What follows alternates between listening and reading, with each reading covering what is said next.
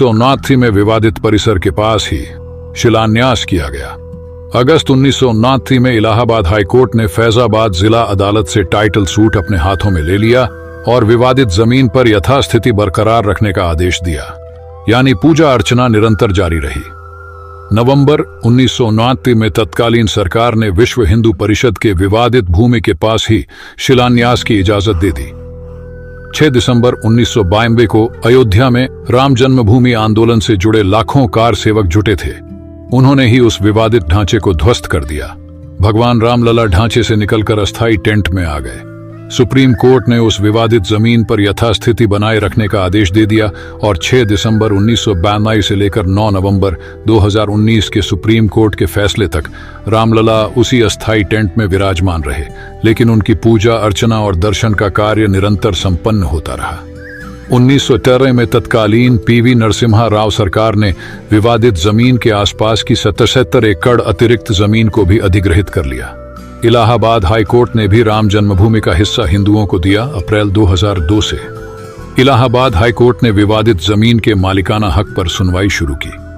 30 सितंबर 2010 को इलाहाबाद हाईकोर्ट ने 2-1 जजों के बहुमत के फैसले से विवादित संपत्ति को 3 दावेदारों में बांटने का फैसला सुनाया।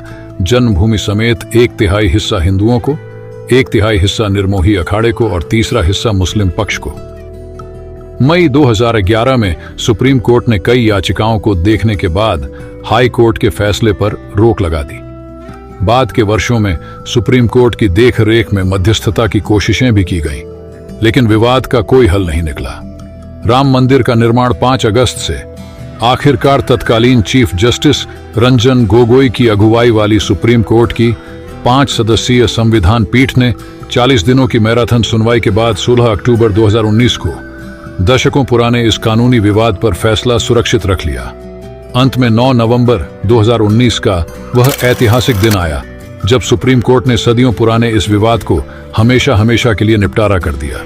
सर्वोच्च अदालत ने संपूर्ण विवादित परिसर पर भगवान रामलला का मालिकाना हक दे दिया और उनके भव्य मंदिर निर्माण के लिए केंद्र की नरेंद्र मोदी सरकार को 3 महीने के भीतर एक ट्रस्ट बनाने की जिम्मेदारी सौंप दी। अदालत ने सरकार को मुस्लिम पक्ष को भी मस्जिद बनाने के लिए अयोध्या में किसी महत्वपूर्ण स्थान पर 5 एकड़ जमीन देने का आदेश दिया।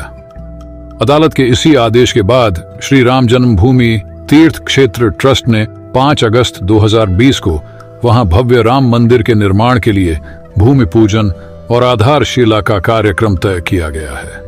और इस वीडियो को यहीं पर खत्म करते हैं। आगे और भी अयोध्या राम मंदिर से जुड़ी वीडियो आपको इस चैनल पर देखने को मिलेंगी, तो चैनल को सब्सक्राइब कर ले और वीडियो लाइक सिया राम।